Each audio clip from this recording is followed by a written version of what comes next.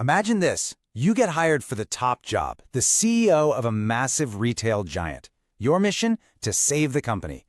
But then, just 5 months in, you're fired in a huge public scandal. Well, that is exactly what happened at Kohl's. Today, we're going to unpack a wild story of power, secret relationships, and a major ethical line being crossed at the very top. So you have to ask, what could possibly get a brand new CEO fired that quickly? I mean, this wasn't about a bad sales quarter or a strategy that wasn't working. No, the company's own press release made it super clear this had nothing to do with business results. It was something else. And the reason comes down to two very, very important words. And there they are, for cause. Now that might sound like some boring corporate jargon, but trust me, it's not. For cause is a legal hand grenade. It means the company believes there was a serious violation, something way beyond a simple mistake. It's the kind of language that basically screams, scandal ahead. Okay, so let's dive into part one, the bombshell itself. It all kicked off with an official announcement that just, completely rocked the retail industry and got the rumor mill working overtime. Think about that. 5 months. That's barely enough time to figure out where the good snacks are in the break room, let alone turn around a giant company. Buchanan was supposed to be the savior, so for him to be out so suddenly, it just created this massive question mark. Everyone was asking the same thing. What on earth did he do? The official line from the company was undisclosed conflicts of interest. All right, let's peel back the layers on that corporate speak and get right to the secret deal that's at the heart of this entire mess. So this story really comes down to two key players. First, you've got Ashley Buchanan, the CEO we've been talking about. And then there's Chandra Holt, a former colleague from his time at Walmart, who went on to start her own coffee company, Incredibrew. Now here's the ticker. According to all the reports, these two were in a long-term romantic relationship that was never, ever disclosed to the Kohl's board.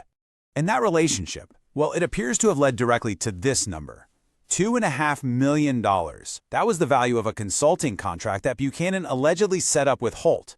But believe it or not, that wasn't even the whole story. The investigation found that Buchanan also used his position to get Kohl's to do business with Holt's coffee startup, Incredibrew. And the deals were on terms that were described as highly favorable and unusual. So it's not just that he was doing business with his romantic partner, he was allegedly giving her company a sweetheart deal, using his power as the CEO of Kohl's. And this wasn't some grand new thing. Buchanan and Holt had known each other for over a decade, way back from their days at Walmart. Then, in 2020, they both filed for divorce from their spouses. So by the time Buchanan took the top job at Kohl's in January of 2025, their lives were already deeply connected. And that was a pretty critical fact that he just never shared with his new employer. And this right here is the heart of why he was fired. The problem wasn't the relationship itself. The problem was how that relationship led to actions that directly broke the rules that every single Kohl's employee, from the stockroom to the CEO's office, has to follow.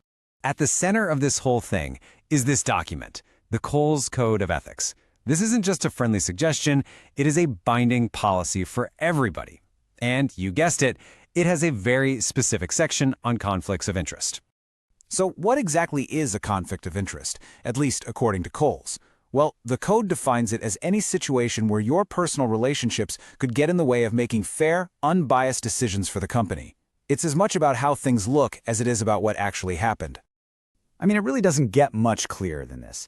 Let's put it side by side. The action, approving a multi-million-dollar deal with a company owned by his romantic partner, without telling anyone. And the rules, straight from their own code, our actions must be based on sound business judgment, not motivated by personal interest or gain. When you see it like that, the violation is just undeniable. So with a violation this obvious, the board had to act. And they acted fast. But firing your CEO is never a simple thing. And the decision immediately kicked off some major consequences for the company. So here's how the leadership team got shuffled around, like instantly.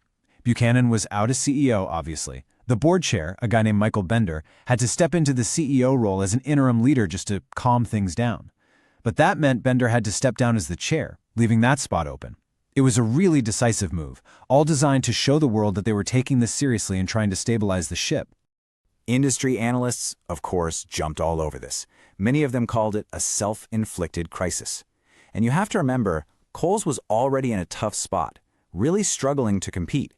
The absolute last thing they needed was this kind of massive distraction and hit to their reputation. right when they were supposed to be focused on a comeback. And Wall Street's reaction was really fascinating. The company's stock actually jumped up about 7% right after the firing was announced. Weird, right? Well, it seems investors were just relieved that the board acted so quickly and decisively. But let's zoom out a little. The stock was still down a painful 49% for the year. This scandal was a big deal for sure, but it was really just one more problem piled on top of much deeper issues. When you get right down to it, this whole mess is a really powerful cautionary tale. The lessons here go way beyond just one company or one CEO. They really shine a light on some critical weak spots in how giant corporations are supposed to be run. So what can we all learn from this? Well, a few big things. First, the process for vetting and hiring a CEO has to be bulletproof. Second, you absolutely need a strong, independent board that's not afraid to act. Third, this shows the massive cost when a leader puts their own personal interests ahead of their duty to the company. And finally, it all just comes back to one simple thing: transparency. One analyst really just summed it all up perfectly with this quote: "It's not just about having a great strategy or a bold vision. If a leader doesn't have integrity, they're not an asset, they are a direct threat, a liability to the very organization they're supposed to be leading." And that kind of leaves us with one final thought to chew on. This whole scandal only came out because of an investigation. It really makes you wonder, doesn't it? In this incredibly complex world of corporate leadership, where personal and professional lives are always crossing over, what's the real cost of the conflicts of interest that never actually see the light of